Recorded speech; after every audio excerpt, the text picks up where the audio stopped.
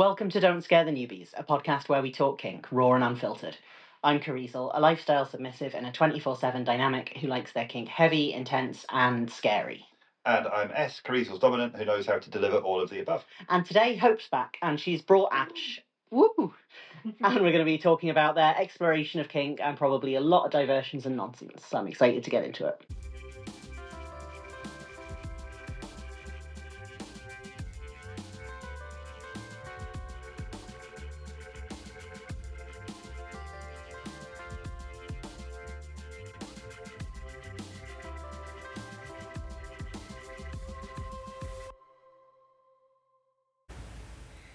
This episode was the last one that we recorded with our old microphones, and we are so glad to be rid of them. You may notice some audio issues on this one. There was some major microphone interference throughout the whole thing, and big shout out to Ash and Hope for working on this for literally weeks to get it to a releasable format. We really loved the content of this. It was an amazing conversation, and we didn't think we'd be able to replicate it on a re-record, so we did want to put it out there. But it's not quite up to our usual standards. So if this one isn't good enough for you, just come back next week, and we're going to sound amazing from next week onwards. If you are up to toughing it out, it is a really good episode, and I definitely think it was well worth releasing. So I hope you enjoy. Okay, so I thought we'd better start off by inviting you two to introduce yourselves. I mean, Hope, we have already heard from you quite recently. Yeah, it's me again. I'm looking forward to being back again, to be honest. I really enjoyed the first time we did it and stuff, and it was a lot of fun. Awesome. Be nice to finally have a discussion with you guys with Ash as well. Yeah, I'm glad we didn't scare you off last time, because it got really deep, it got really heavy, and I was like, will she come and talk to us again if it's going to end up being like a group therapy session every time? No, I'm like an open book, you know that. I don't mind talking about like various different things. Awesome. It's all upbeat. Cool. And Ash, this is your first time with us, and something I just wanted to quickly mention is when Hope was here, she was talking about you loads, all good stuff, don't worry, but calling you Ava, so we've had a name change since then. Yes, I am. I refer to myself now in just like many different ways. I feel more fluid in my gender, so Cool. I thought I'd just go for something a little bit more gender neutral in naming, even though I still kind of use Ava. But yeah, I'm Ash. Yeah. And are we they them pronouns now then? They, them, it, she, her, just a lot. We've got options. Amazing. Yeah, I thought I'd check on that. It is such a like core part of the trans experience, I think, to go through like 3 or 4 different names before you settle on one. Mm-hmm. I know Hope has had a previous one. You've had a previous one. I have the same first name that I've had all the way through since I came out, but Carizel was a mid-transition addition. It was a middle name. So yeah. I feel like, Mix, you've not done any name fuckery, have you? Apart from, for the purposes of this podcast, becoming known as Sugar to half the internet. Yes, I am very boring. I have had the same name since I was born, although I do spell it differently. That is true. In an act of teenage rebellion, I changed the spelling of my government name, which has just ruined my life.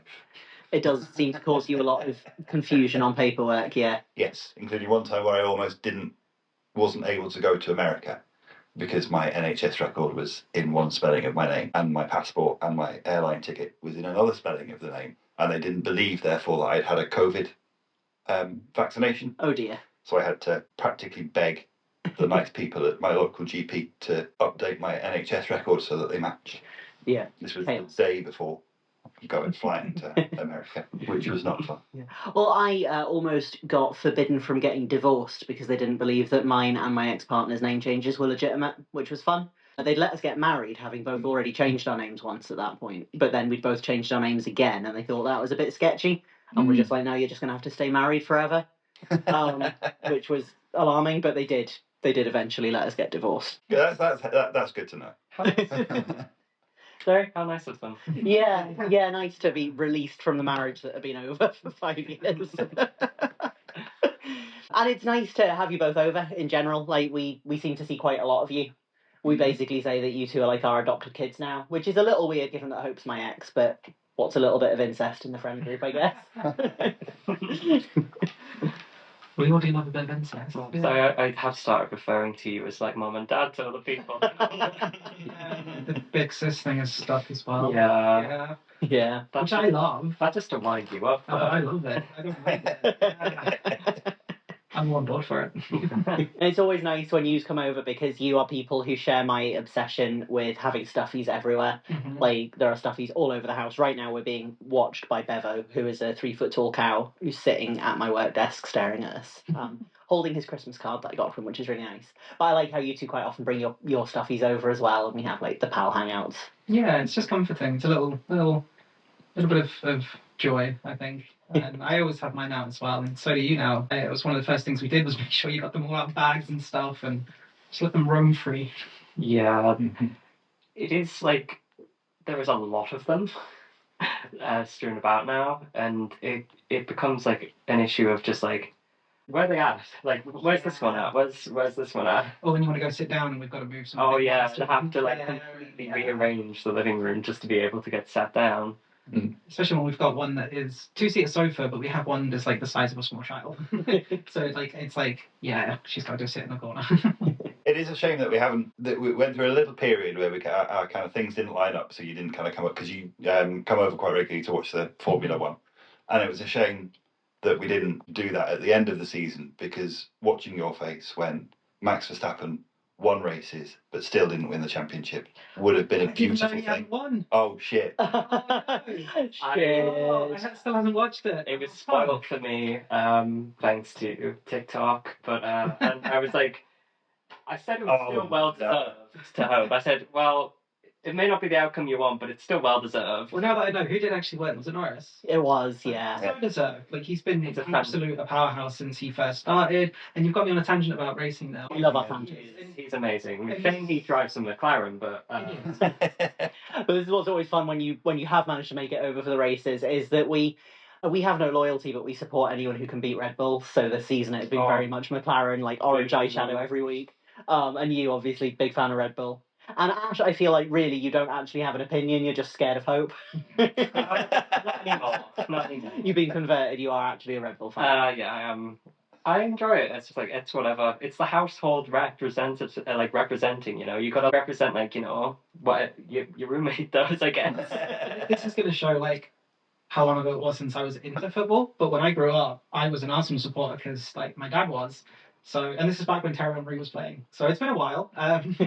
But I can't stand football, nor can I stand Arsenal. But yeah, like, I just kind of grew up supporting them because everyone else in my household did. But I've been a Red Bull fan now for a long time, partly due to my friend that was an engineer with them. You're a big fan of the other side of it as well, a lot of the other stuff they do as well. Yeah, because I watch the Red Bull Rampage, which is like the downhill mountain biking on the side of cliffs and stuff, and I also watch like the BMXing and the X Games. If Monster had a team though for F1, I would probably be a Monster fan. For real, same. Yeah, I mean, same. Fucking love Monster. Yeah. And as an energy drink, the better drink. Oh, so good. Controversial take, I know. No, I agree, 100%. Red Bull is just like petrol, I think. It gets you going. It's just such a disgusting drink. It is like drinking. It's not to my taste. They do a red one. I think it's a watermelon one. That's nice. Nasty. So you don't like watermelon? Nasty. I had the Lando Norris Monster, and I thought it was okay, but I'm not that much of a watermelon fan. It's to be a able to Lewis drink. Hamilton drink. The Lewis Hamilton one is so much nicer. I don't think so. That one's like Red Bullish. Oh, I like that one. They all taste the same. They don't. Sorry. You don't even drink Monsters. You don't get an opinion. I have. Oh no, the eyebrows. Oh no. I have slorps of yours, and it is difficult to get past the sugariness of them, which for me makes it no different to Red Bull, because that is just sugar water as far as I'm concerned, fizzy sugar water. I'm fairly certain it's a drink that could glow in the dark. Like, it is just.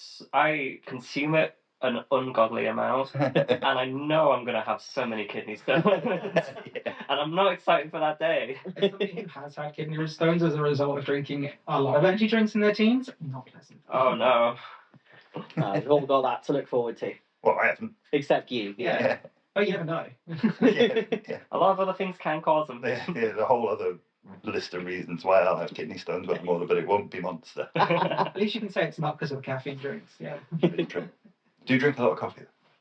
Yeah, that could maybe come back to bite you. They drink black coffee, no sugar, no milk, just raw dog in the coffee. I haven't How bitter do you like your drinks? I haven't done that since uni was the last time I did black coffee. I couldn't. And that was just because I needed like just to consume so much of it, and I don't like milk. So Well, I've always been like the cosmopolitan type drinker. Like I like my sweet drinks. I can't get beyond like the taste of the yeast and like beer and stuff like that. And so when it comes to like other stuff like that, like black coffee, it's like I need my milk and sugar. Yeah, same. I'm very much like drinks should be properly sweet. Sweet tooth. We should probably stop talking about F1 and food and stuffies and start talking about some kinks, seeing as we are theoretically a kink podcast, despite all of our many diversions. We probably shouldn't we? Well, start off nice and easy. To be fair, this is a kink podcast. Always interested to find out about how people started exploring kink, how they got into it, what that experience was like for you both. Who's going to go first? I guess I can go first. So I guess I'm quite new to the scene. I hadn't really been to any munches or stuff like that till I met both of yous. And that's when I started to see more of like the community. But I started exploring kink with partners in the past. When I was in a polyamorous relationship last year, I met someone who was particularly quite kinky and introduced me to a lot of stuff that now I quite enjoy doing. It's just a matter of fact, that's how it worked for me. So is that how it's tended to work for you, where you kind of pick up kinks from partners and people that you've played with more than kind of coming into it knowing this is what I want? I had an interest in some stuff, and I just was lucky to meet people who were like either practicing it or had the same interest, and so I was able to be introduced to it that way and try it that way, and it's just become part of like stuff I enjoy now. Awesome. it has been nice you already having established what you enjoy and stuff like that, and knowing a little bit about the direction you want to take things in. It's less of a challenge, like working through a lot of like safety things when the person's already a little bit clued up. But there has been some stuff that we've still gone over, like the breath play thing. We kind of went over the risks with that one before we did anything extreme, because there's a big difference between choking somebody and breath play, I think. Yeah. Especially when it comes to like knocking somebody out, essentially, because you can't prepare somebody for the feeling and experiences you get from that.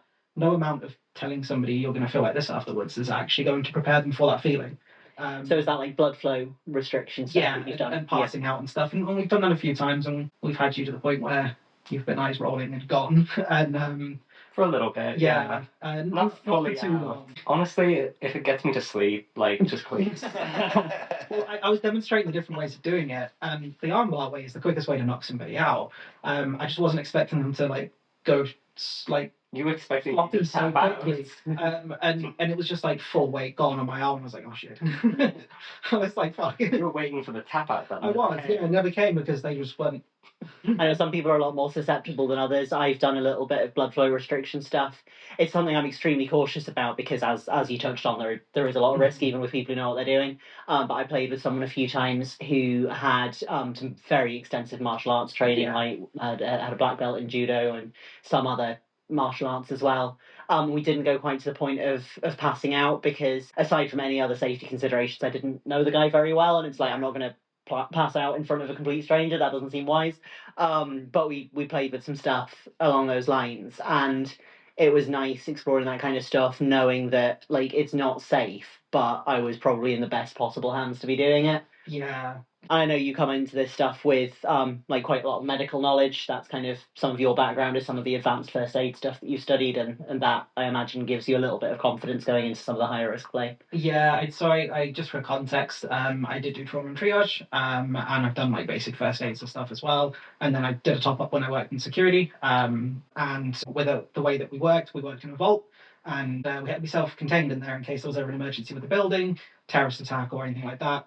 The vault gets shut and we have to be prepared for that scenario. So a couple of us were trained in advanced first aid and did a top up in my trauma triage. Amazing. So like everything from GSWs to knife wounds to somebody passing out with a heart attack was stuff that we all covered. And I've got a pretty good understanding of the human body because of all of this. Yeah. So for me, it's not coming from a place of like martial arts. It's coming from like medical knowledge, and that gives me confidence that I know what I'm doing, and if something does go wrong, I can help the person, which I think is what gives me a lot of confidence in kink. Yeah, I've had experiences of that with you when we were dating, where there was a scene where I got a little bit more injured than we'd necessarily anticipated. And you just paused mid-scene to do like full-on first aid, patch me up, dealt with everything you needed to do. Like, how you all right to continue? And then we just kept playing. Yeah. And it's like that, having someone around with that kind of knowledge in kink, I think, is always a really big asset. Yeah, and because we went over Brack recently, but we went over that recently and just explaining like you've got to be really aware of what we're doing. And same when we started with the punching and stuff as well, like that. Like we kind of covered like the risk, which is the R part of Brack. Yeah, we're not going to break my jaw yet. Not yet, no. Not yet. Building up to that. Yeah. Yeah, building up to it, yeah. Gentle at the moment. Although I did discover that I really struggle pulling punches these days. I'm pulling way too much than what I used to. It's been a while since I've hit somebody in a consensual way. See, you enjoy me like telling me like, is that it? Yeah, they can be such a cow with it. Because I'll do something like, is that it? And then they smile at me with that kind of, the smile that you get. Yeah. They are I could do this all day. Yeah. And it's just like, oh, okay. Well, I have an incredible pain tolerance. Yeah, you do, yeah. I don't, and they like to bite me back. I'm a sadist, not a masochist. Well, you did ask once if I could fight back, but you weren't expecting like punches to the wrist. No, that one really. But it was. I can't lie. It was probably one of the hottest like scenes we've done. It was great, fun. Not so much when you flip the rolls around. That was a first for me. I was exploring the new side of myself. Oh, like when I nearly choked you out with my legs. Yeah, that was. I've never been put in like I guess an armbar was the closest thing to describe it as. But an armbar with my neck being the focal point, not my arm. But yeah, But just to go back onto topic, we've been so off of it. That happens. Yeah. I got into kink when I was quite young. My first partners out of college told me to punch her, so I did. And we had no idea what we were doing, and it was just two teens doing some really dangerous stuff. And it kind of just escalated from there. I've always had a history of dating like people older than myself, and I had a partner that was quite kinky, and then I went and did like first aid, and like it was something I always struggled understanding is you had a lot of shame around some of your kinks, and I never have because it was just almost like a normal part of my sex life from being quite young, like being late teen, because I just seemed to really attract a certain type of people. So for me, it was just like I never really had any of that shame around it until I started exploring like some really heavy stuff. It almost was like the default for me for a long time. But then that's when I kind of discovered, probably around my 19, 20, that I was like quite sadistic and I enjoy that. And kind of just escalated from there to the kind of fucked up shit that we do now. So yeah, all the fucked up shit we're waking up to, because I do appreciate that you're quite new to stuff and building back up that tolerance for you. I think after such a big break, I wouldn't want to go in like throwing left and right. It's important for both of you, isn't it, to keep that balance feeling comfy? Like when I was with you, Hope, you had obviously a lot more experience than I had at the time, and there was an element of sort of us needing to go at my pace while I figured out where my comfort zone was. And then since I've been with Mix, they had a lot of experience in terms of length of time and in terms of hitting people, but a lot less experience than me when it came to sort of heavy power dynamics and heavy psychological play. That was very much an area that I was really expert in and really experienced in at that point, and they were completely new to it. So it's been like a flip for me of now, okay, so we're gonna like go at your pace and introduce you to the stuff at a point that feels comfortable, and navigating dom drop and things like that, where you were sort of really going not out of your comfort zone in the sense of doing things you were uncomfortable with, but out of your comfort zone in the sense of this is completely new territory and you needed to kind of figure out how you make peace with that. Yeah. I think that's sometimes okay, going outside of your comfort, as long as you're aware of what you're doing and kind of conscious of it. Going outside your comfort zone can be a good thing as well. I think it's just recognizing that, I think, and making sure that you're kind of taking steps to take care of yourself and thinking about how you react to things and the effect that it has on you afterwards. But it's been dead interesting. It's been incredible over the last couple of years, the stuff that we've kind of learned from each other, I suppose, because like you say, you kind of introduced me to all the degradation stuff. Weirdly, I think one of the things I've introduced to you is a kind of slightly more caring approach, to a caregiving kind of approach to it. I don't know. Yeah, I would say that's fair. I mean, like, Hope, I know you've talked before about how you definitely have a caregiving side and you want to obviously take care of your submissive, but I think during the time we were together, I very much I drove, leading me very much into sort of a very slave role, and with very little, I struggled to receive care, and so we had more of the sort of the power gap always felt very big in that way, and our power gap always feels big. But with me and Mix, like, you have really like pushed me to let myself be cared for, let myself be taken care of more, and allow that gentleness in along with the harshness. And as I've kind of matured in my kink identity, and you've sort of gradually like softened me up, I've been better at receiving care than I was in the past. Yeah, for me, it was like when we were together, I was very much you're going to look after yourself because I'm going to beat you up if you don't. And whereas now it's like I feel like I don't like bringing her up all the time because I did last time we spoke, but my ex really kind of flipped that switch for the caregiving stuff to more a gentle approach, because being on the receiving end of it made me realize that sometimes that isn't the best way to care for somebody, and it really helped me recognize what's better for somebody. And like, we look after each other, me and Ash. It's not just a one-sided thing, you know. Both of us need looking after sometimes, and it's helped me with that, be a lot more gentle with my approach, and especially with some of the headspaces you fall into it.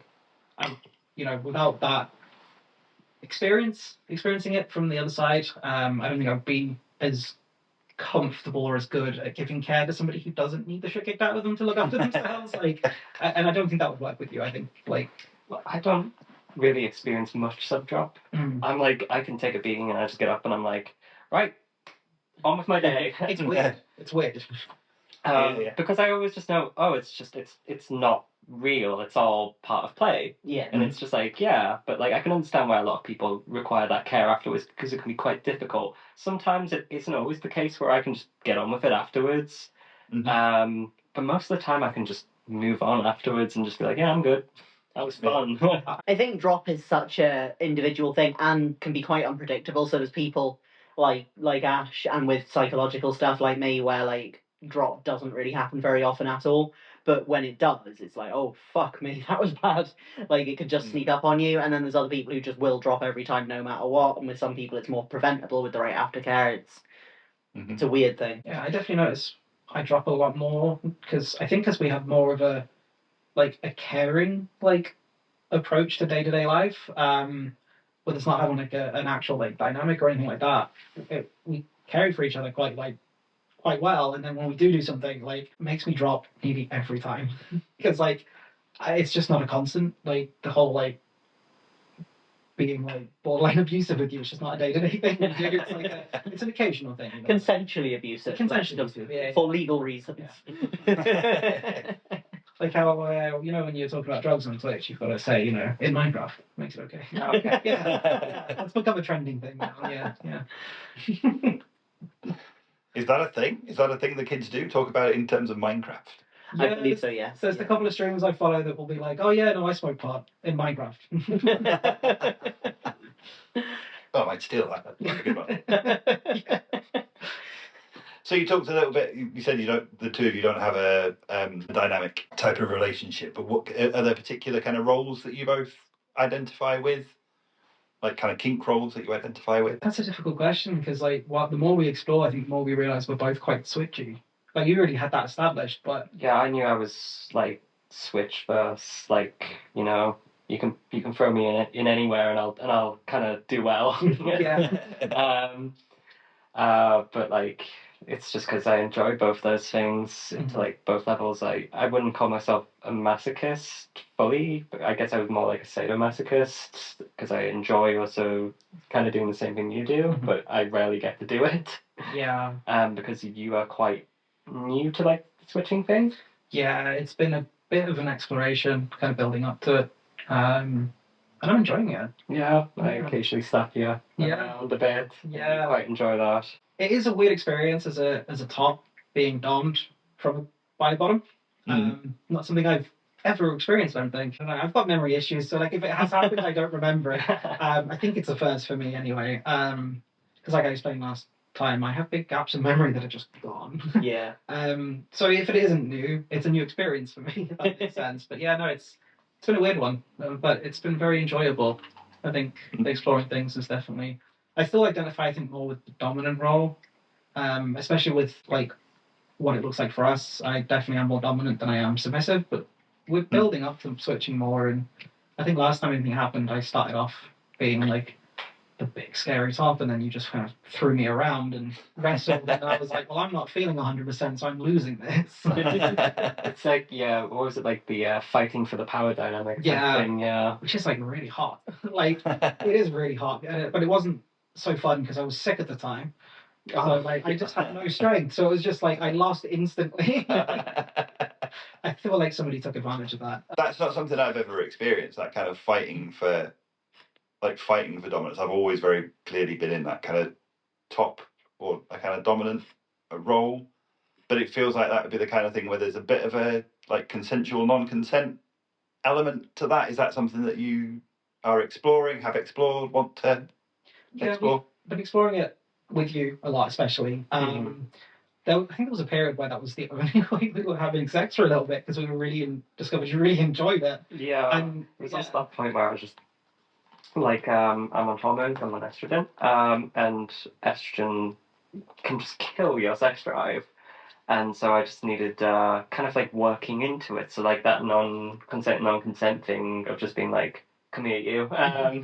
Just like would be much easier of just getting me in the mood to actually want to like have any form of like play at all. But it has opened up for a lot more things for us to explore. And on the flip side, there is definitely a side of that I'm exploring from the like victim side, if you want to call it that. That did come to a surprise to me.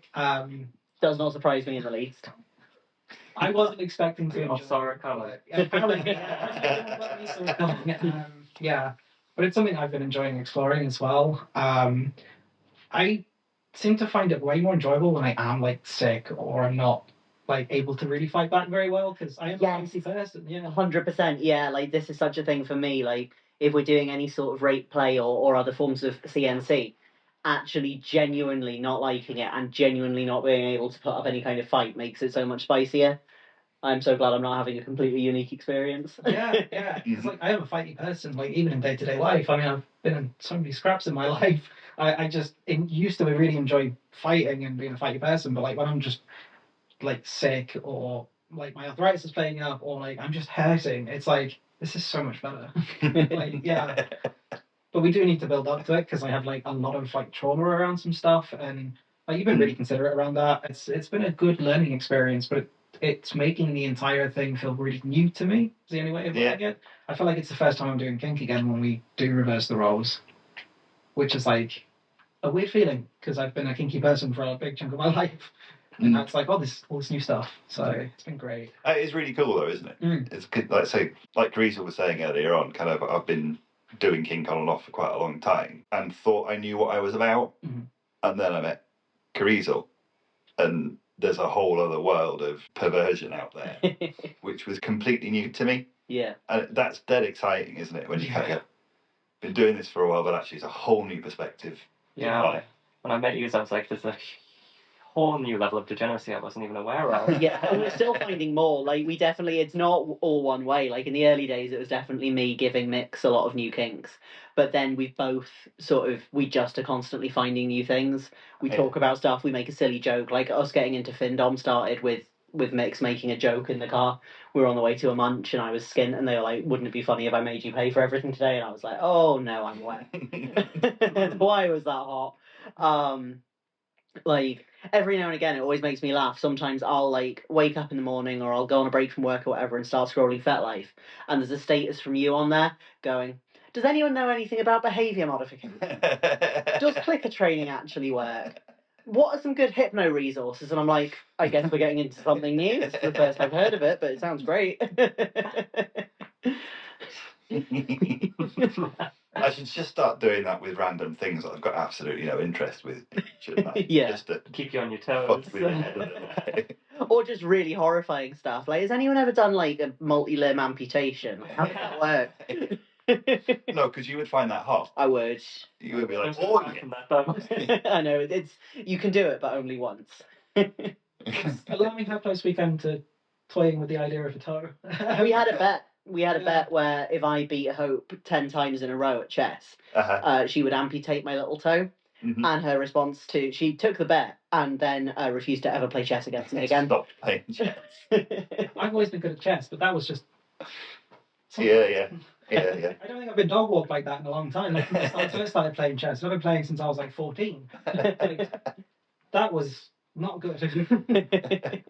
Are you good at chess? I am very good at chess, yes. Right. Yes. Yeah. Yeah, Hope played me once, lost, then stupidly accepted the bet, and then wisely refused to ever play again. Stopped playing chess altogether. Yeah. I don't understand it. I can't get my head around chess. I can't think that far ahead. No. I am a chronic overthinker. That is what's necessary. Same. Yeah, same. Same. But Plus, pattern recognition really helps as well. Yeah, I've had psychosis in the past, and I think that probably helps. That probably will help, yeah. All the good chess masters are like a little fucked in the head, so. I think isn't that the case for like anyone really good at anything? I suppose, yeah, I'm really good with like art and I'm fucked in there. So, yeah, there's definitely a correlation there somewhere. I'm not good at art. I'm not that kind of fucked in the head, unfortunately. Yeah. This is where I do the shameless plug about my whole doing commissions again, you know. yes. Yeah. Please promote yourself. Shamelessly plug it, yeah. So we're starting back up. Well, I say we. It's new for you, but it's a restart for me. I used to be quite big into social media and content creation, and we're starting up again in January, and I'll be opening up art commissions for 3D art, like characters again, mainly focusing in the retro art style, like the PlayStation era, 90s kind of vibe. And Awesome. we'll be getting back into content creation as well. Yes. Streaming. I shall be streaming and posting mad antics on X, formerly Twitter. Which I feel like that should just be its official name now. X brackets formerly Twitter. I miss it. I miss when it used to look like a very unique website with the blue bird and everything. Yeah. If you come over to Blue Sky, it looks like old Twitter. See, I've gone over to Blue Sky, but it is so boring. It is kind of dead, yeah. I haven't posted in a while because there's just no one there. Space But is the place to be. if we all joined, then. What? Space Haze the place to be. Is that the fake MySpace? It's the reboot of MySpace. No, I feel like the MySpace era is. Can we not just is bring gone. back Bebo? Oh no. What's your BBM fan? Oh, come on. God, I miss Blackberries. So some of the stuff you talked about there sounded like you were talking almost like in terms of like primal, like that kind of like very kind of organic fighty stuff can be very much part of primal.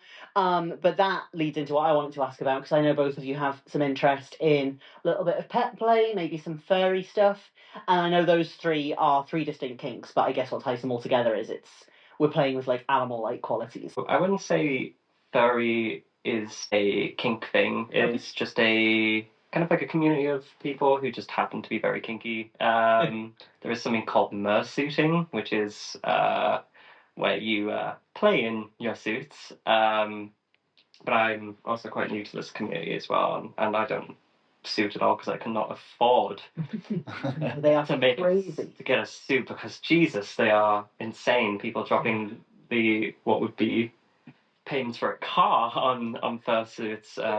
Yeah, no, I know. Like we probably spend more than we should on kink equipment, but I know if you're a furry, it gets to be a really expensive interest to have. Yeah. It's purely a persona thing for us. Yeah. With the furry side of it. The pet play thing, like the ears and the paws and stuff, is probably the limit, I think. Yeah, pet play is a kink that I do engage in. I found out that I was like into that like last year, again with who I met previously mentioned. And that's where like a lot of that came from. And part of it is like part of obedience and degradation and servitude, acting like an animal. Well, not really. Part of it is acting like an animal, but it's all about that level of like letting someone have control over you. Yeah. So if I'm understanding right, the kind of the difference between furry stuff and pet play stuff is furries. It's more about having like an alter ego, like a character that you get to exist as. Like different people versions of you. having fun. That's I see. It's just a very lovely community full of just a lot of queer people. Not always queer, but like it's a very queer community. Yeah. Yeah, think about it. I'm not sure I've ever met a straight furry. Yeah, I'm sure they exist, but they probably do exist. But every furry I've met has been, incredibly queer. I feel like I've got a lot more experience with the furry community than you do, purely through art. I used to do art commissions, and I have done some NSFW furry stuff. There is overlap there. Definitely, there is an element of overlap. For some people, it is more than just a persona for them or an alter ego. I think for us specifically, it's not a sex thing at all. Like, there is some furry stuff I look at, and I think that's really attractive. But I don't have any desire to play as that. If that makes sense. But the pet play, I think it does fit into primal a lot of what we do as well. Mm-hmm. Definitely the biting and the growling and the ragging around like an animal thing. It definitely fills that kind of gap as well. So for people who aren't familiar with those kinks, I would say my understanding of it as someone who doesn't particularly go into those areas of kink, primal is about sort of playing with like animalistic behaviour. So you're growling, biting, scratching, kind of wrestling for control, sort of like tapping into your more animal-like nature. Where pet play is a little bit more maybe polished and restrained in some ways, like you are a person taking care of a person role playing as a pet. Yeah. And like training and sort of like using dog beds and crates and stuff associated with pets to kind of get into a different headspace because of it. Does that sound about right? Yeah, I'd argue that's definitely it. We do explore both sides of it. You have a dog bed now, and now thanks to S we have clickers. So we definitely explore both sides, but I think for the three things, primal, pet, and furry, there is definitely differentiation, but there is also overlap for some people. But we tend to keep it separate, I think, for the best part. Sometimes primal and pet play does kind of... I can see how those would easily cross over. Yeah, it's like first you're training your puppy, and then the puppy is misbehaving, and now you're fighting the puppy. Yes. And now the puppy is butt fucking you. Oh no! But this puppy is very well behaved most of the time. 90% of the time. I haven't had to get a spray bottle out yet. So. But you should. I don't think that would end well for you. No, it wouldn't. Something we learned that was really interesting in the waterboarding class that we took is that spraying water in the face will actually trigger a lot of the same like mental reactions that waterboarding would, with a lot less risk, because your brain is so hardwired that any water around the airway is like, I am gonna die. And I heard that and I was like, that doesn't seem right. And then since I've been getting more and more into makeup, a tip that I learned was like when you do your setting spray, like absolutely drench yourself and it will make the makeup hold better. And I found if I spray for too long to get that effect, like I do start to panic. I'm like, oh shit, I'm waterboarding myself. So it's dead interesting. So there you go, something fun to do to your pet. You do know you're gonna get sprayed in the face now. Do not. I wish that the listeners could see your face. This is the dangerous thing when kinky people hang out with each other, is we just give each other awful ideas. And I'm glad it's happening this way around for a change, because a lot of the time what seems to happen is I'm like to mix, like, oh, we need to socialise more, we need to go to more munches, hang out with more kinky people, it's really good. And we go, and then they sit down with like 3 sadists, and suddenly I'm just hearing the next month of my life being planned, and I'm like, oh God, what have I done? It is a shame that we're not on. I am very pleased that we're not on video most of the time, but it is a bit of a shame that we're not on video, because you said I'm going to spray you in the face, and Ash's face was, I will bite you in the neck. I will rip your throat out. And it will bite me, and it's happening. Yeah, to the point of leaving like teeth marks on me. Yeah, I have to show you how hard to bite. That's not how you bite, and bites me, and then smiles at me. I think that was the first time we explored punching, wasn't it? No, that was yesterday. Was it yesterday? I'm so bad with my memory. Yeah. I like how that went. That was the first time we explored punching, is it? It's almost like you bit me, so I punched you. Yeah, explored punching is a very polite way of putting it. I lost my shit. Might be more accurate. You freaked me the hell out. For context, I did put my fist against your chin and went, do you want that first? I didn't just start wailing on. The biggest grin on my face. The smile was enough for me to be like, yeah, okay. Yeah, you're familiar with that with me, aren't you, Mix? Where you like threaten me or suggest something completely unhinged you're not serious about. Yeah. Yeah. Oh yeah. Yeah. Oh yeah. Hit me with your car. Hit me with your car. Giant hogweed. Oh yes, ram giant hogweed up my ass. Now I wish you were on camera, Mix. The face, the disappointment. Not this again. The only one who looks disappointed. Yeah, the cats are always judging us. Yeah. all the time. The degeneracy they must have seen. They've seen some shit, yeah. Yeah. And Millie looks like she is she processing it. She's got like proper haunted doll face. She always looks like she's seen horrors beyond belief. Yeah, and I think even if she hadn't, that's just how she's experiencing life. So relatable. Yeah, believe me, how it is now. Yeah. A very expressive cat, aren't you? Yes. It's always dead interesting to me talking about pet play and sort of the various kind of interconnected kinks that have overlap with it. Is like pet play itself is not something that's ever appealed to me, but something that I've discovered in the time that me and Mix have been together is that I have like I guess a pig side. It feels weird calling it like a side of me, but I don't know what else to call it. It's not exactly a headspace. It's like they started calling me pig as part of degradation, just as like an insulting thing to say to me. And I was like, I like that more than anything else that I've heard in a while. And then we got a pig hood, and then we got another pig hood. And then we started like using pig more and more as a term to refer to me. I quite often refer to myself in the third person as the pig. Yeah. And it's not really gone beyond that, but some of the pig play scenes that we saw at camping really appealed to me. I was like people sort of having like cuts of meat marked out on them and being like shoved down into mud and forced to roll around in it and stuff. And I was like, oh, that does fall into the pet play dynamic. It does, yeah. Like there's like that part of it grabs me, but I think it's because of the connotations that pigs have. I think it comes from degradation for me, but a way of expressing that is There's through definitely the animal side. elements to it because there's not just you have your pups and then like your cats and all that, and it's like different personalities and how it affects the way you play. And with like the whole pup thing, it comes to like usually wanting to be obedient and serving and doing as you're told, but like that's just one side of pet play, whereas like there's the whole degradation thing to do with like how you were saying it now, with the whole like feeling like kind of like you would enjoy being treated like a pig. Yeah, and so it is still just pet play, but it's just a different side to it. Yeah.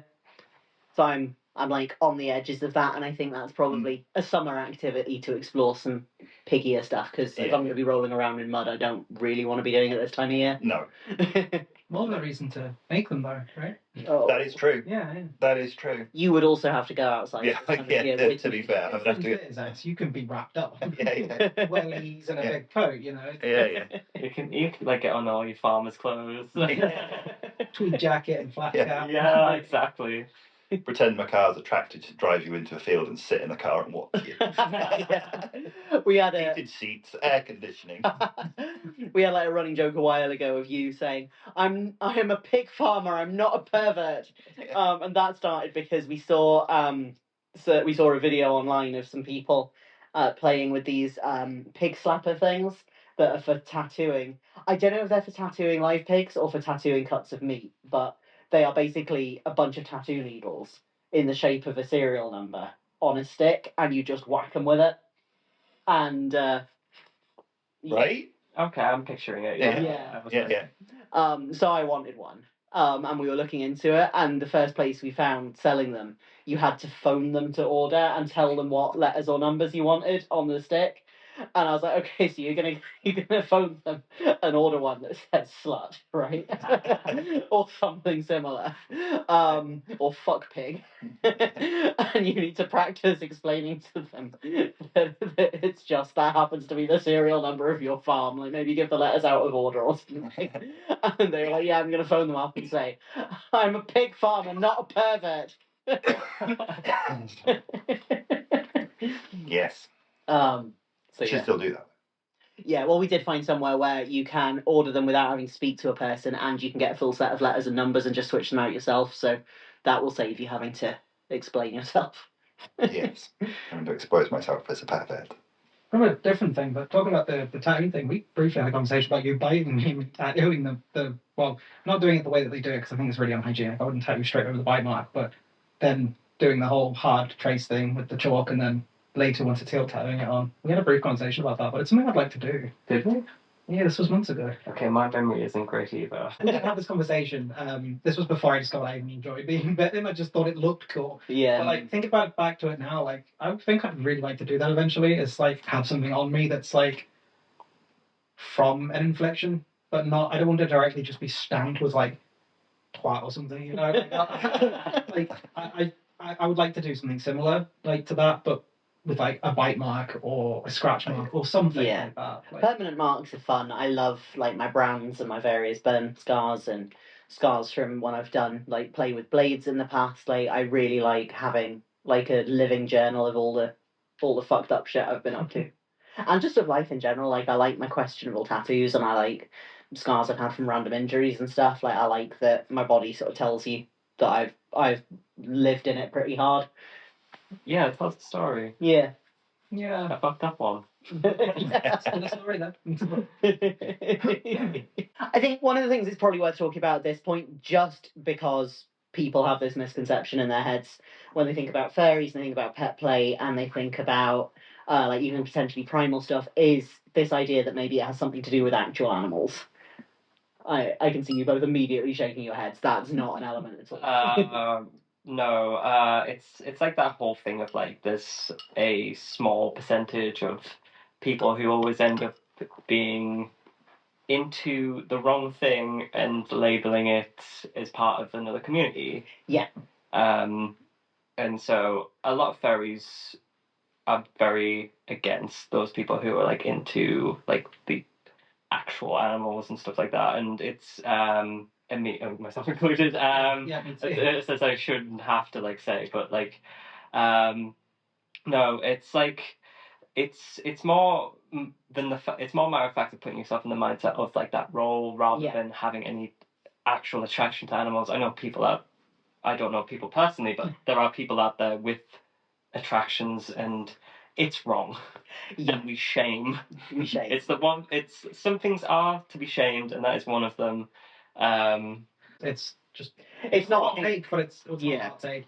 It's my take, is it's just wrong. Like, It is wrong. Yeah, I definitely wouldn't say it's part of kink. Like anyone or anything that physically can't consent, that's not a kink. That's just abusive behaviour. Exactly. I think probably the confusion comes from like sometimes people are just judgy and they want to like tar everyone with the same brush. But I think some of it is like a misunderstanding that if you want to see your partner acting like a dog, it must be like that you're attracted to dogs in some way. But my understanding of it is it's more like we all have those kind of animal traits. We are animals. We are a type of animal, and the freedom of embracing those and playing with them can be really, really enjoyable. And because it's freeing and like disinhibiting, that in itself for some people can be sexual as well. Because being disinhibited feels sexual to them.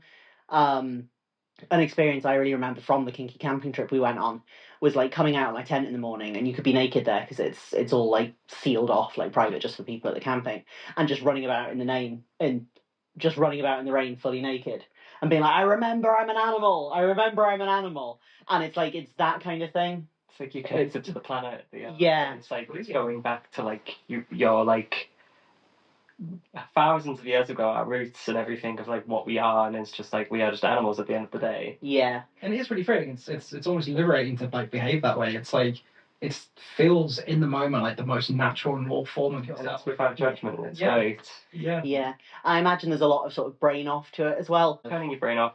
Yeah. Like not having to have your worries of the daily life, and you Yeah. can just be a puppy and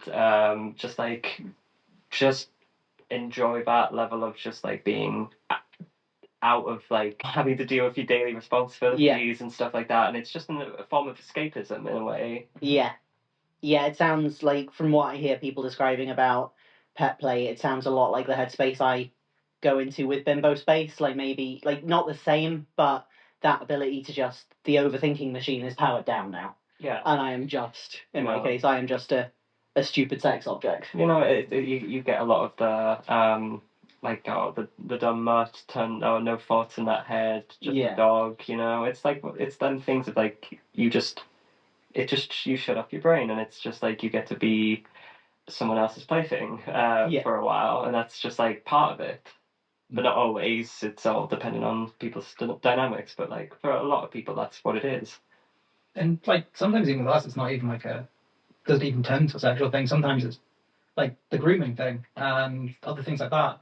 It's not always inherently sexual. Sometimes it is just almost like a caregiving role. Like when I do groom you, or like when the bed's out for you, so you can just lounge on it. It's not inherently a sexual thing. It's more just looking after a puppy.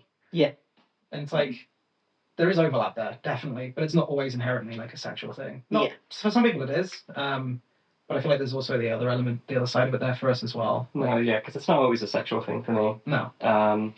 Sometimes I feel like putting on my ears and a collar and just sitting and eating junk food, and it's just like, you know, that's just like part of like something I enjoy doing occasionally, just because I just get to switch my brain off and just, you know, not think about things. And we've got your treat box for you now as well, so we try to keep that stocked when we can afford to. Yeah, it's hard in this economy, but we have the treat box and stuff, and now we've got the clickers. I'm going to be rewarding you with treats, so that's something to look forward to.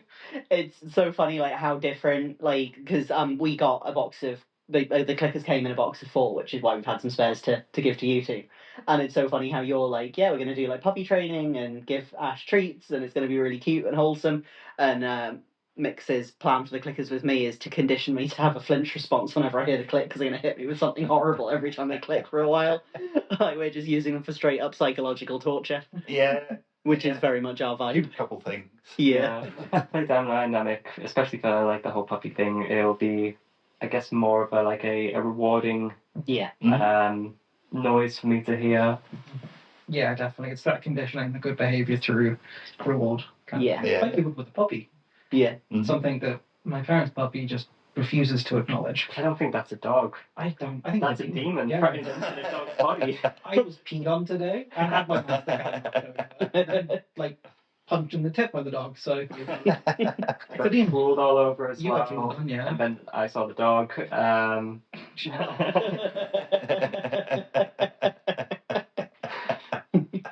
You're in trouble now. She is going to kill you. If I've got strength. It's only taking advantage of the fact that I have no strength at the moment. I have a memory one, I don't even know that. You won't remember. I won't remember by This time tomorrow. You'll have forgotten. Yeah. You take advantage of that too much. You'd be like, no, you didn't. No, I didn't. You must have done that. No, I don't gaslight her. I promise. You know what I've just remembered? What? I promised you ages ago that for every day that something didn't happen, I can't remember what it was, that I would beat you for every day that happened, and I forgot to keep counting that. That was like... And that was months ago. That was like when we first met. You've got like months of a beating to make up for. Actually, I don't think that conversation happened. It's within punching range. Just trying to... Like you could throw a punch right now. Shut up. I couldn't, that's the problem. There's always a point in the recording that comes where we just... Like, it's like burnout, but not necessarily in a negative way. Just some of the brain capacity is gone, and we just start saying quite random stuff. Yes. Which is where some of the best one-liners come out, like the trad wife of Night Vale, and shit like that. Calm down, Gary. Yes. This is what happens when you get, like, severely autistic people on a microphone. On paper, I'm neurotypical. Yeah. Oh, I don't know that's a lie. I'm perfectly normal. My parents had me tested 3 times. So we talked a little bit about this earlier on.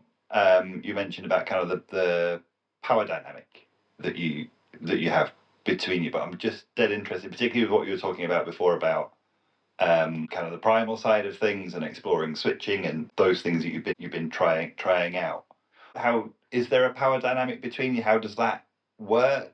How does it shift and change? I think there is, but it's not in a conventional way because we're both still in a place where we're healing from a lot of previous relationship trauma that I won't go into because it's a lot of personal stuff for us both. But it's more from a place of just enabling ourselves to look after each other. So the forcing to work out or the clicker training or like the grooming, it's not necessary from a way you would typically expect a dynamic to come from. We are still just really good friends at the moment, but it's 2 people just engaging in kink together. Yeah. And we're both healing from relationships, and I don't think right now relationship is both what we're looking to get into or looking for right now. No, I don't think it would be healthy for either of us at the moment until we're at a point where we're both healed from our shitty experiences, to put it lightly. But I do feel like there's a bit of there's definitely a dynamic there, but it's hard to put a label on it because it's not like a relationship. It's more like we're helping each other. So again, we're just exploring stuff. Yeah, together. and I feel like with the power dynamic stuff, it is just a case of you need forcing into doing something. So, and I'm, as a dom, more than capable to do that. And yeah, it's coming from a place of love, but it is because I want to see my friend thrive. Like, it's not from a typical like relationship, like DS kind of. I don't put that label on it. We don't have protocols. We don't have rules. We don't have any of that normal stuff because we're still respecting the boundaries and consent of a friendship. Like, we are best friends. Like, day-to-day lives, we're just two really good friends that chat shit on the internet and play games together. When we need to be like that, we're like that to support each other, and it comes from a place of healing. And of course, that might change in the future. Neither of us really know what the future holds for each other. We might end up together. We might end up settling. We might end up with different people. We might end up in a polycule. Who the fuck knows? With how we've been going recently and the jokes that someone's been making about bringing a person in, who knows? That might end up happening. But I think we're so focused on now and in the moment that it's kind of just feels wrong to put a label on it. Yeah, we've both been through a lot. I recently kind of got like a PTSD diagnosis, but like it's been like something that I've just had to like. There's a lot I need to come to terms with and like feel ready before I can step back into any relationship and be a partner to someone, because I'm just not ready, and I wouldn't be a particularly good partner at this point in time, I think. And the same for me. I don't think I could be the best partner to you that I could be, because I'm still working through a lot of trauma myself. And as much as like, oh yeah, the idea of being in like a DS relationship sounds so cool, I don't think I could be a good dominant to someone 24/7 at the moment. I said this the last podcast, that this feels like the most mature build up to a relationship I've ever had with somebody, because no matter what that looks like in the end, whether we are just good friends, we've really built a really close friendship over the last like 8 months, to the point where we know each other really well. We know what each other likes. We know our boundaries, and it's like, it's really helped my growth a lot having these boundaries in place between us.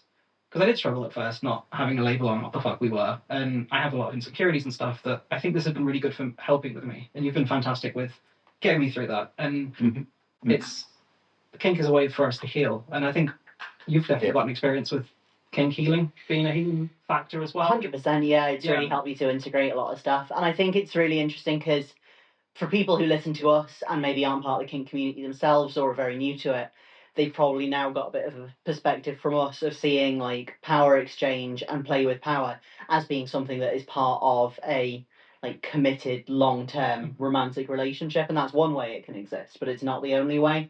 I know a lot of people who explore sort of some level of power exchange with casual partners, with friends, and sometimes almost even in a quite transactional way, where they maybe don't have much contact outside of setting some rules for the other person because it's helpful for both of them for a period of time. I know people who've done sort of short term, very structured and not particularly affectionate DS because both of them just needed like somewhere to put that stuff for a while they weren't in relationships. And the way that you're exploring power is just one of many, many ways that power can be part of lots of different types of relationships. And I think it's going to be good for our listeners to hear a version of this that isn't like the sort of like proper like coupled off version. There's no one way to explore it. Yeah, definitely.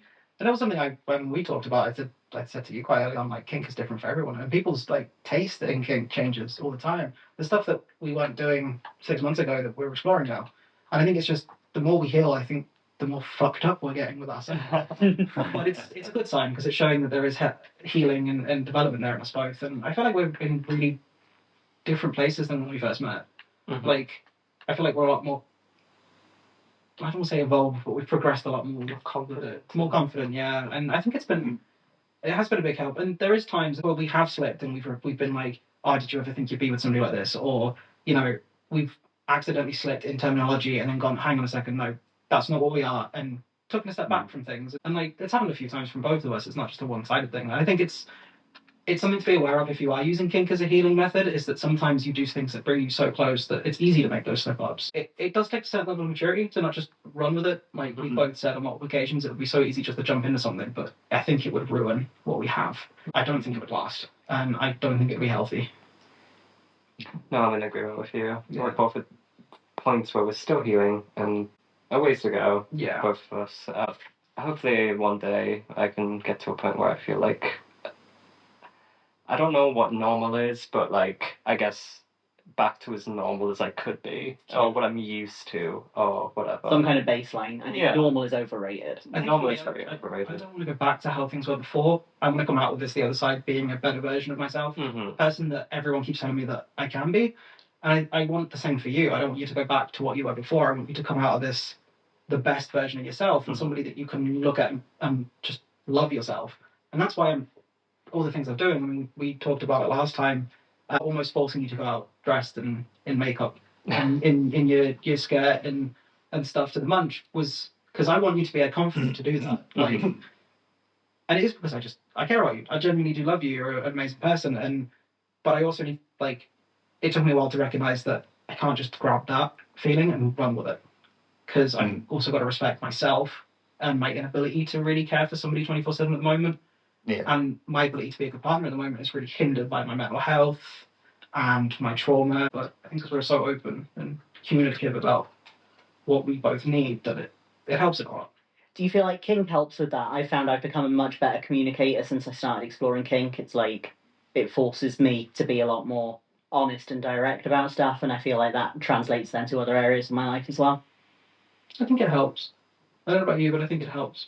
Definitely. I feel like I've always been one for open communication anyways. I feel like it's one of the most important things you can do with most people, or like in any form of relationship, even with friendship. It's important to communicate your boundaries even with your friends and stuff like that. It's important that you make things clear with the people around you. Definitely, yeah. I definitely agree. It's helped. It's helped a lot. Yeah. That's really impressive. I just want to say that is incredibly impressive. I was struggling for the word because you're right. The word that came into my head was evolved, and in fact, it's a bit of a shit word. In it, it's a bit like journey. Going on a journey. Little bit rubbish, but the level of kind of self-awareness and honesty and communication in that, kind of being able to navigate that process of going, well, actually, there's something here. And we're exploring all of this kinky stuff, which is really, really intimate. But we need to be boundaried about it. We need to kind of take that different approach to this. I think is really, really impressive. Because I don't think a lot of people would be able to make that, set those boundaries or kind of maintain that approach. I think it's really great that it's helping. Like you're helping each other, you're exploring kinky things, which is helping. I think it's just really amazing to hear. Doing an amazing job. Very impressed. Certainly trying. we have our issues sometimes, but we always end up fixing things in the end. So and we did try briefly, like the whole dating casually thing, and realised very quickly that just it's not rude. That's where I'm at. I know, because you told me you were dating, and then you didn't tell me when you decided that actually you weren't ready for that and you weren't dating anymore. And waited till we were at Pride, and I introduced you to one of my friends, be like, "This is Hope, and this is her partner," and you were both like, "No, no," and I was like, "Okay, so now I look like a twat, thank you." And then you were like, "I already told you." It's like you absolutely didn't. Memory issues strike again. She told me that she told you as well. I was thinking, oh, I guess Crystal did not know at all. So I thought I had this conversation, and I'm thankfully medicated again now. Sometimes it's just nice to set your friends up to look stupid in public. Like I support you. It's usually Mix who publicly humiliates me, but like I guess things we've dated before, you know how to do that, so that's fine. Generally, sometimes like, and I'm not bad for instance being back on medication, but there's been times where I've had entire conversations with you that haven't happened. Yeah, you'll be like, have you did I say that I was going to go do this? I was like, no, not at all. You haven't spoken to me in like the last 10 minutes. But I've had that entire conversation as far as I'm concerned, and thankfully it doesn't happen so much now that I'm back on my medication. But yeah, that was definitely one of the times that I could have sworn I had that conversation with you, but I didn't. One of the things I also enjoy about your exploration of kink is you've obviously been figuring out like how switchy you are and kind of gone back and forth on that, and like trying to plan this podcast episode with you has been wild, because when I first asked what the two of you would like to talk about on the podcast. You were like, switching. I was like, great, we haven't done an episode on switching. We'll do a whole episode about switching. This will be awesome.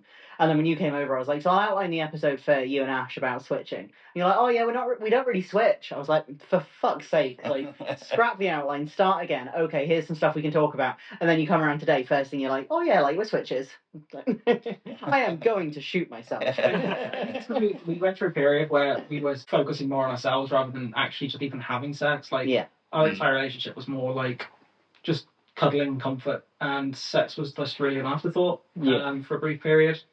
And I had a little ace period of just Yeah. where like sex wasn't, or play and that kind of thing wasn't just something I was very interested in.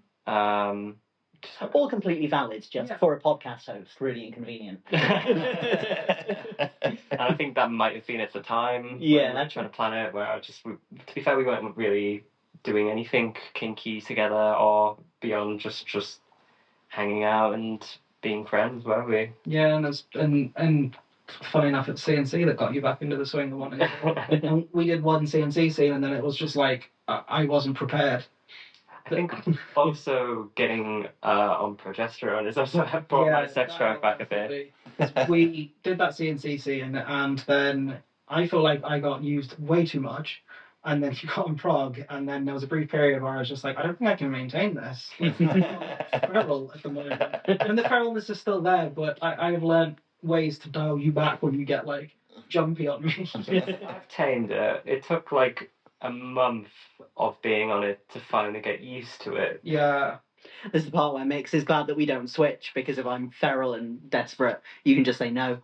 Yeah. Put me in the corner. Yeah. And that in itself is very enjoyable. Yes. But yes. Because I am the feral menace in our relationship. When I say that, I get wrestled. No, it's very respectful of my boundaries, but there is definitely times where you still extremely feral, and it seems to always be at fucking night, like 1 a.m. You'll start like poking at me, and I know when you want me to do stuff to you because you start poking me in places I've told you I don't like. It's 1 o'clock in the morning, but also I'm horny, so let's just. Alright, fine. It literally is. It's just a very angry play. I'm gearing up to go to bed now, but I dare. My very subtle hinting is wandering around in like a big hoodie with no pants, usually. Yeah. Or just like loudly complaining. It's been 1,000 years since you let me come. And you're like, it's been 3 days. Yeah. 3 days. Yes. 1,000 years. Yeah, it's poking for me. All the thigh highs come out. Yeah. I just have a weak spot for thigh high socks. Like, That's fair. yeah. Yeah, that's fair. You also persist in trying the butt wiggle of mischief. I do. It has not worked a single time, but I will still try that. In bed, spooning, wiggling the butt, just no reaction. They are completely immune to it. It doesn't work. I don't know what it is about me, but it doesn't work. I'm the polar opposite. Like, the moment you do that, I'm just like, okay, on you. Yeah, like they have some kind of freakish immunity to it, which is very inconvenient because it is my main go-to trick. I'm still trying 2 years in, still trying. No luck. Yeah. The other one I do. I think part of it is that you think I'm doing it deliberately. Yeah. Like I'm deliberately going, oh no, I'm going to ignore the butt wiggle of mischief, and it's genuinely not. It's just for some reason it doesn't have an effect on me. Yeah.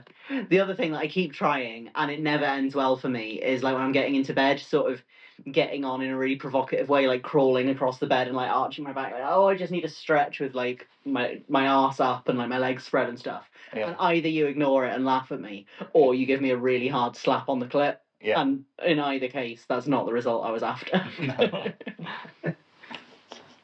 Maybe I should just try slapping you whenever I'm not feeling just come over. Mm-hmm. That wouldn't end well for me. I'd get attacked, wouldn't I?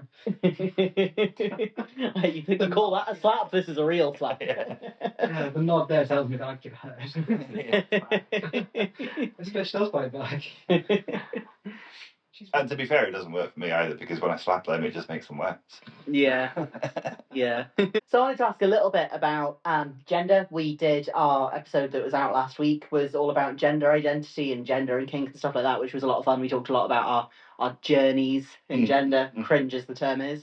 Obviously, I know, Hope, you've talked a little bit on the last episode you were on with us that you're a trans woman, and Ash, you're sort of exploring like the non-binary identity at the moment. Is that right? Yeah, I feel like it's my my gender's kind of a bit more fluid. I tend to feel like quite androgynous some days, but then very highly femme some days. It's really dependent on just how I feel. It was quite a bit of a discovery, figuring out where I am now.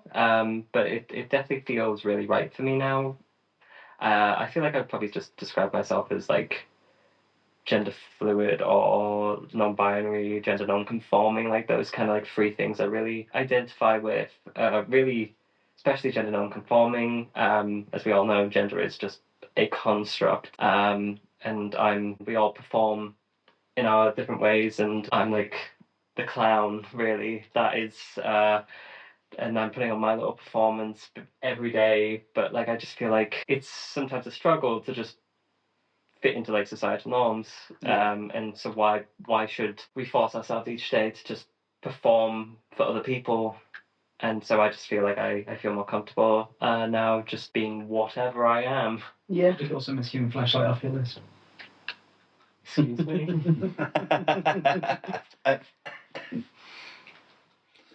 You're in for it. You know I love you, really. Nothing wrong with being a human fleshlight. Some excellent people are human fleshlights. I would just like to say. Yeah, some of the best people I know are. Some of my closest friends are flashlights. Because that was so sweet what you said, though. It's so true, and I feel like a massive dick for saying that. I want to point out, I do not see Ash as a human flashlight unless we are specifically playing like that. But it's been beautiful from an outsider's perspective watching you. Because when you came to me and you had that discussion with me, it almost felt like you were, like, not ashamed, but had difficulty actually saying, oh, actually, I feel like I might be this. To watch you then kind of be so confident in yourself now and bloom and just be you, it's been amazing. It's been really beautiful to see that because, like, there was definitely a switch up with you. You definitely went from being a upbeat person to being genuinely happy. And when we had that conversation, and I sat with you and I was like, because you said, you asked me, you're like, well, how does this going to work for you? You're a self-proclaimed lesbian. And I was like, it doesn't matter. You're happy. And the smile on your face was just, like, you would have had this S with things with Carizel where they express something and that smile. You can't replicate it. You can't force that. Not at all. And it's just so much pure joy. And I'm seeing more and more of that with you when you explore your gender. And it's just been really beautiful. Yeah. So, from an outsider's perspective, because sure, I got to experience that myself, being trans when I finally explored myself and I got into HRT and I did the voice training and dressing more feminine. She says, well, satin jeans and a hoodie. But I felt all that joy, and then I get to see somebody else feel it and also be a part of helping that person, like with feeling confident as well and just being reassuring and not judgmental, being everything that I had when I came out. It's just been a really beautiful experience from an outsider's perspective. And like, Carissa, you've been part of big trans communities, you would have experienced the same thing. It's just a wonderful thing to see from an outsider's perspective. Yeah, when trans communities are like working well, obviously like trans people are people, so sometimes we're drama central and fight each other. But when things are going well, like it can be such a powerful sense of community because everyone, regardless of their gender identity, regardless of how young or old they came out, and all the other differences between us, like we all know what that feeling is like, where you're like, oh, it's me. I figured out me. This is awesome. Yeah, at the end of the day, I still identify as being trans, because, you know, it is just trans is to be not identifying with the gender you were assigned at birth. Yeah. And so I definitely don't feel cis in any way. And I don't have any attachment to that, like, older part of me who I identified for a long time before I started figuring things out. And it's glad to know that I can still feel part of this community, even though I now identify differently. Like, I don't really feel as if I'm directly a trans woman, but I'm definitely connected to womanhood in some way. But I'm also at times not wanting to feel like anything. Yeah. And it's like how I mentioned, it's like everything is a performance that you're just putting on, and I just like being me, and that's just who I am. And I think it's when I feel like people feel like they have to fit into norms even when they are transitioning, and they feel like they have to be forced to be doing these things and these things, when realistically you don't have to be doing those things to be who you are at the end of the day. You can just be yourself. Yeah. If anyone gets what I'm saying. No, 100%. This is stuff we talked about a bit on the last episode, which you two won't have heard because we recorded it about 3 hours ago. But for people listening to this now, it's last week's episode. But yeah, like I felt a lot of pressure, and I don't think the pressure was really coming from anyone. It was a pressure I kind of imagined and then applied to myself when I first came out as non-binary, that I had to present really masculine to sort of prove something had changed. And over time, that pressure sort of eased, and I started figuring out what actually authentically feels like me, and that changes sometimes, and it swings from one end of the spectrum to the other. But realizing that I can opt out of the performance and actually do what feels authentic to me, and let other people interpret it however they want, has been really, really good. It's really freeing. I Yeah. think when you finally discover who you are as a person, it is like someone flicks a switch and everything just kind of makes sense now. But there's one thing I wish you would stop doing, and that's mounting me and then telling me I'm straight now. Okay, never stop doing that because that's amazing.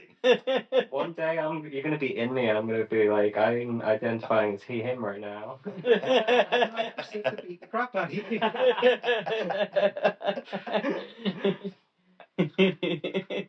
I identify as he, him, whole.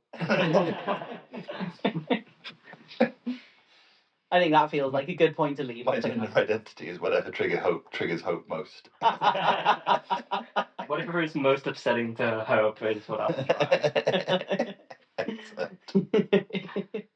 And as with so many of the disgusting things we discuss, don't try this at home without explicit consent. The only reason that it's okay with us is because we have that kind of banter anyway. Yeah. We say some awful things to each other that we could not repeat on this podcast. Oh god, yeah, definitely not. No, not unless you want to lose monetization. It's all endearing and loving. It is, yeah, mostly. Before the fists come out. Yeah, yeah. I'm screwed when you go back to learning Muay Thai. I'm gonna have to go just to keep up. I feel like the escalation with you two, like we're just at some point you're gonna come over here and you're both gonna have broken arms or something. And it's gonna be like, what the fuck have you done? Cast. Yeah. Hope we'll have an eye patch on. Yeah. We're already both covered in bruises. So. Yeah, it's true. Yeah. We're ramping up that. I wonder how long it's gonna be until one of us ends up with the. Stop, because sometimes I'm like lying down in bed. I'm like, oh. Yeah. I can't sleep comfortably on my side. I have this lovely habit of leaving you with marks just before you go to see your parents. Yeah. I've got to stop doing that. Christmas is right around the corner. I have a big bruise on my neck. Oh yeah. Oh god. I'm gonna have to sit in the same room as mom and dad and be like, whoops. Get a big festive scarf. Big Really, scarf, really yeah. nice and fluffy. Yeah, that would be great if they didn't have a fire in the front room. They Oh, could just light the fire on and put a scarf on. I'll just have to do the hair covering, everything. We'll just say it was the cat. What cat? Oh, good point. You can blame We don't own a cat. Yeah, we'll blame that cat. We got mauled by a cat. Which left a hickey-sized bruise. Yeah. It was Nala, my dog. Well, my parents' dog. Yeah. They'll just not notice it. They never mention anything, and I've had huge bruises on my neck before. Yeah, see, my parents aren't like that. No, your parents like to definitely wind you up a lot. Yeah, they do. I'm glad you noticed. Well, they know too much because when we were together, they came over to visit, and your dad, we had shut the door to our playroom and left all the other doors open to encourage exploring everywhere except the playroom. And Hope's dad just went wandering around the flat, and we heard him open a door and go, "Oh, this room's really big. Why don't you have this as your bedroom?" Oh, as the sights hit him. Blood on the walls, toys all along the wall. It's strange. Yeah. It really hasn't. Just less toys now because we're still we want to build a collection, but it's just money, I think. We've got like a few bits and bobs. Kink is a really expensive hobby. Yeah, plus we need to obviously build up for it. Neither of us are really ready to be hit with anything much. At least I'm not. You might be, but I'm not. They couldn't get hit with like any of the stuff we have. No? No, because all we've got is that leather thing, 2 floggers. Isn't that leather thing just absolutely crap? So the strip of rubber I've got. Oh, I don't think I've even seen it.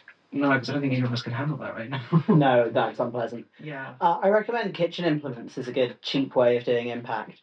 spatulas, like even like actual normal cutlery stings like a bitch. And you prefer thud over sting, don't you? Mm-hmm. Thuddy is a little Rolling harder to pin. find in the kitchen. Yeah, rolling pin. Rolling pin. Not a massive chopping board, but like the ones that have the Like the charcuterie boards. Like the handle and then like that. Yeah. Dead slap if you use the like the big flat side, but if you use the edge, because all the weight's concentrated in one small area, it's really thuddy. I really want a rolling pin now. Rolling You have a rolling pin, I'm pretty sure. I do have a rolling pin. How do you feel about this? Can we get a clean one, please? Used for like cooking. Yeah, I'm up Yeah. for this. Yeah. Aldi do them, so. Yeah. I wonder if Aldi will sponsor us. Honestly, just like go down like the middle aisle at Aldi, or like if you get a chance to go to IKEA, like around the kitchen station IKEA, and just try some stuff out on your hands and stuff. We have a lot of like proper toys and some quite expensive kit, but a lot of the stuff we use all the time is shit we picked up in IKEA for like £3. Yeah. Like that's where a lot of our favourites came from. Yeah. Kink, I always say kink is an expensive hobby. It's an expensive hobby when you have the disposable income to dump into it and you have no impulse control. So kink is an expensive hobby for us. But kink can also be really cheap if you're good at sort of figuring out your pervertibles and getting creative with what you have. Yeah, good. What's that metal thing with the three? It's like a dough masher, isn't it? A pastry cutter mix. No. I think It's like for kneading dough or kneading It's like a pastry. Yeah. spatula, isn't it? No, it's like it almost is like a knuckle duster. Okay. But it's for kneading pastry if you have sensory issues and don't want to put your hands in it. So you grip the handle and then it's got like 4 like completely dull blades that sort of curve around your hand about 6 inches away. So the idea is you essentially punch down into pastry and it cuts it into little bits and it kneads it for you. When I say blades, they are like completely like 1/4 of a centimetre thick, flat. So they're not going to cut you. They're only going to cut through butter. But being hit with that is like a really good punch.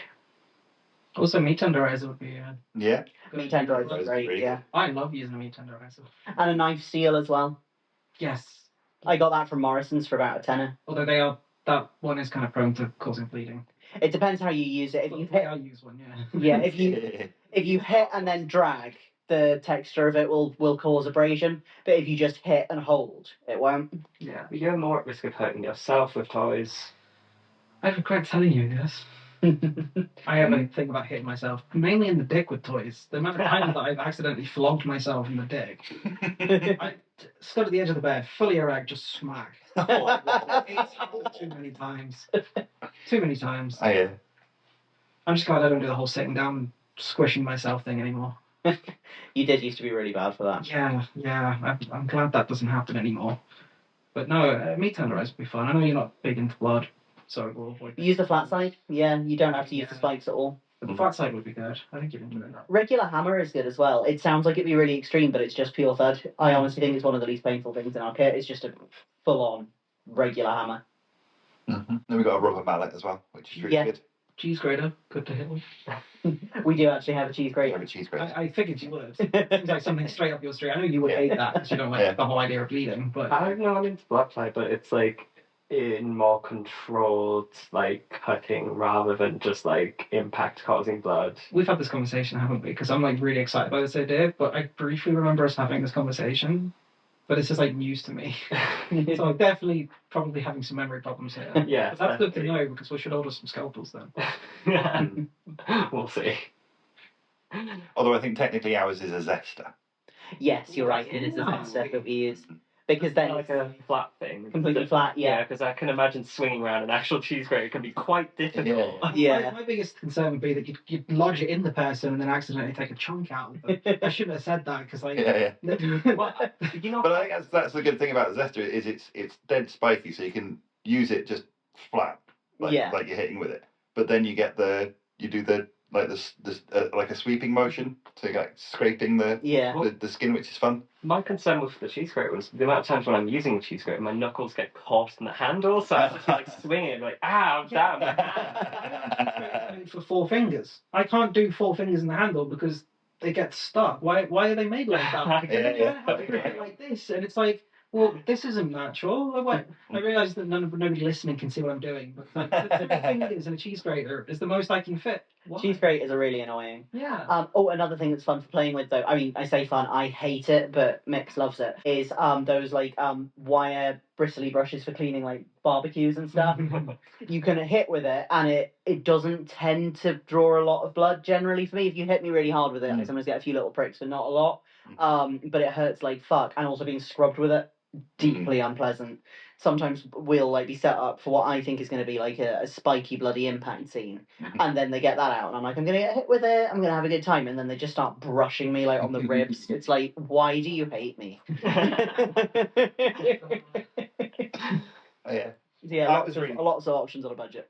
I was really surprised that doesn't produce more blood. Yeah. But I think because it's lots of densely packed, spiky things, so you get the odd one that kind of feels really spiky. I think, but because it's flat when it's landing like on you. The whole thing of like it being spread out over a long thing. It's like it's a weird like you can like sit on like a bunch of spikes because it's like your weight spread out. Yeah, it's that sort of thing. Yeah. I really miss owning a currycomb. They are fantastic. They are also not expensive. No, I know they're not. But, like, I don't think that's something you'd want to be hit with. I have no idea. What they use for brushing horses, you know, the circular ones. Oh yeah. Yeah. Not for you. I don't know. They draw quite a lot of blood. Probably not. Yeah. That's how you end up with blood on the ceiling and walls. In fact, I think some of that blood on the wall and ceiling is from a currycomb being hit. It will. So be, yeah. Yeah. A very bloody toy. Mm-hmm. Well, not a toy. They're utensil. But everything's a toy if you're brave enough. That is the rule that we live by. Who was it who asked us if we used the knife sharpener for sounding?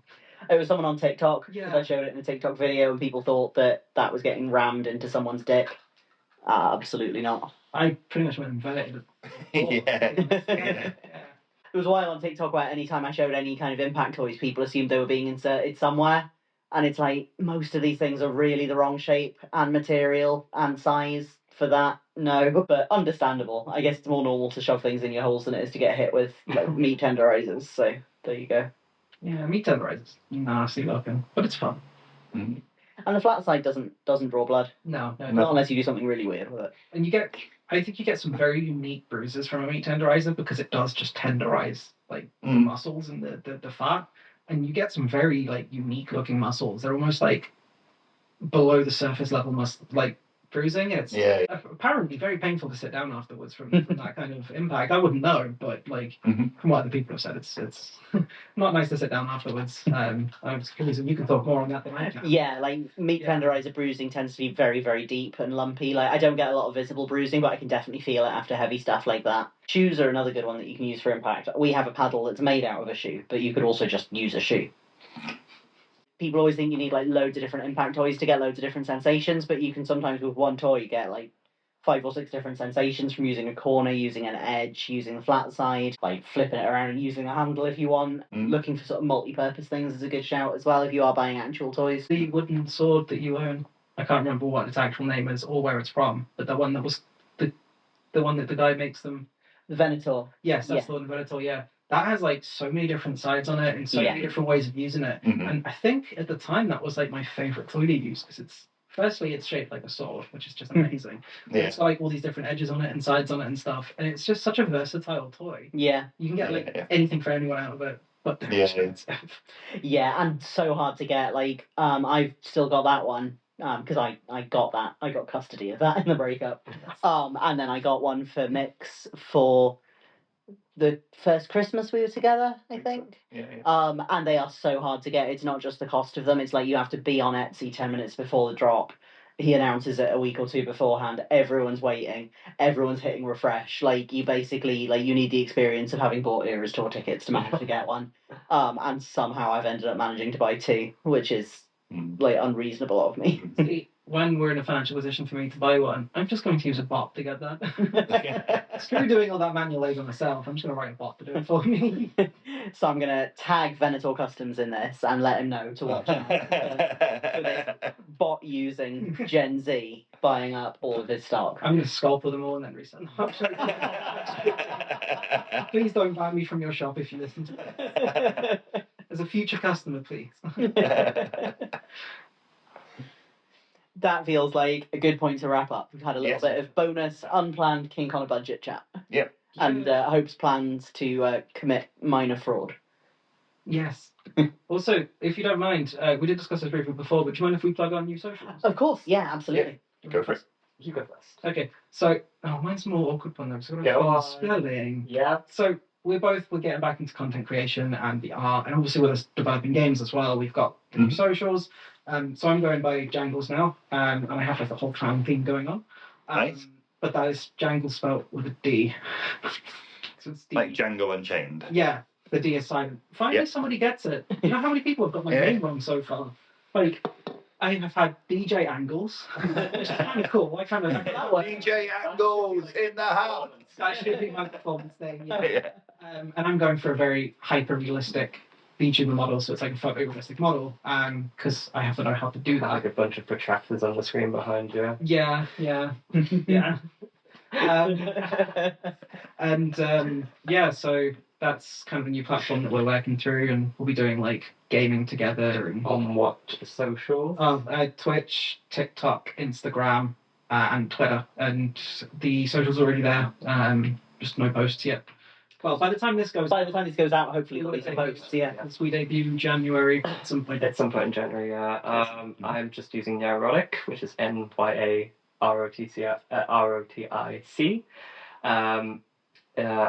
You can like find me on Twitter, Twitch, and that's about it for now because every other social media is just awful. I'll put some links in the podcast description for you too as well. Yeah, thank you so much. And yeah, you'll find me just being an absolute crazed goblin at those places. So if you want to see that or listen in, just like stop by and just see my mad antics. Excellent. Amazing. Cool. Well, thanks a lot for coming on. It's been amazing to see you both and chat some nonsense for the last couple of hours. Yes. Been a good time. It's been fantastic. Yeah, it's been lovely to be back.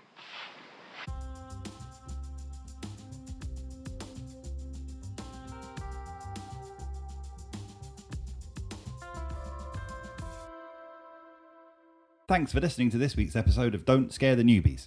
You can support us on Patreon for a whole extra episode every month and head to carizel.com for my blog and links to everywhere else you can follow me. See you next time.